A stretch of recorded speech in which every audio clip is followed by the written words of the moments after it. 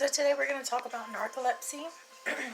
And narcolepsy is a genetic disorder. So that's one of the first things that you want to tell your patients, because oftentimes, due to the symptoms of this condition, they hear that they're lazy or they're not motivated or things along this nature. And we want to reassure them that this is an actual genetic disorder and something is altered in your brain in the reticular activating system, which causes you to fall asleep a lot faster than most people.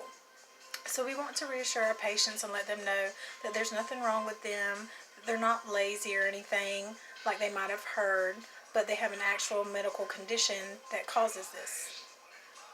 So, one of the main things that we see with narcolepsy is EDS, or excessive daytime sleepiness, and our sleep questionnaires that we have our patients fill out before their PSG can be like a big tool in screening for this, specifically the Epworth Sleepiness Scale. And this will ask questions like, how likely are you to fall asleep at a stop sign while you're driving? And if people are likely to do this, and this is definitely something that we need to address because that becomes dangerous at that point.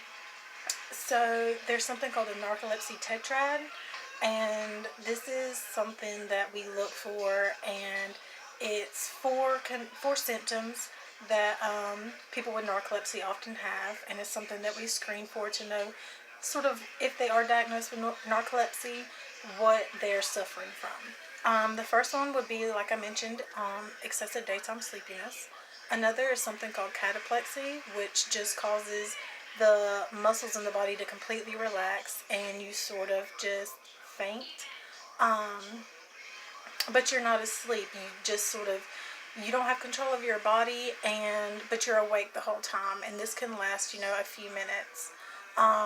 There are actually a lot of videos on YouTube of a fainting goat, and this is actually a goat that suffers from cataplexy. And it can be really scary for the patients dealing with it if they don't know what's going on. We do want to let them know that cataplexy is triggered by extreme emotional responses. So this can be anything from crying, getting scared, or just laughing too hard. Another thing that goes along in the tetrad would be hypnagogic hallucinations.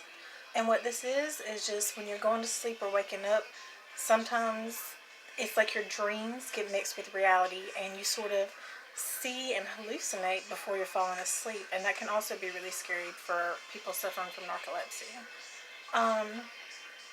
Another thing would be sleep paralysis. And a lot of people have actually experienced this in, one point or another in their life. And this is just like when you wake up and your mind is sort of awake, but your body hasn't caught up. And so you're just waiting to have that connection and those neurons fire where your body can wake up with you. And to diagnose narcolepsy, what we do is after running a PSG, we actually run something called an MLST, which is a multiple sleep latency test. And this just measures how quickly someone falls asleep. Because, like I said, people with narcolepsy have an altered RAS, and this is going to cause them to fall asleep much faster. What we do is we run a series of 4 to 5 naps, and we see how quickly the patient falls off to REM sleep. And so we give them about 20 minutes for each nap, and about an hour and a half, 2 hours in between. And we just want to see how many times it is that they can fall off to REM sleep in the 15 to 20 minutes. Now there are some things that we can do for narcolepsy, and one of the main things would be to inform your family, friends, co-workers, what it is that you're suffering from, because these attacks, like cataplexy, if that's something that you suffer from, can happen at any moment, and we want people around you to know what's going on, to know how to handle it, and be prepared if it does happen. So we want to educate our patients on how to talk to their family members and address a plan for if anything like this happened, ways that the family members or coworkers could help. We also want to encourage scheduling daytime naps, and they shouldn't be any longer than 15 minutes or so, but doing this on a consistent basis will help alleviate sort of that EDS that these people suffer from.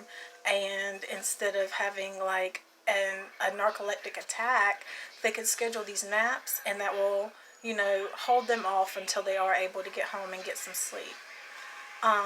There are medications that can help treat narcolepsy, but we do, try to hold off on those for as long as possible, or if prescribed.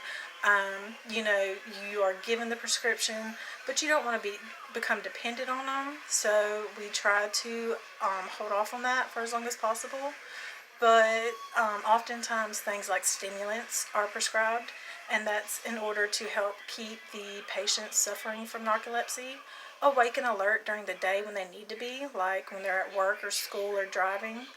And that way that when they get home, they are able to go to sleep and they can make it there safely.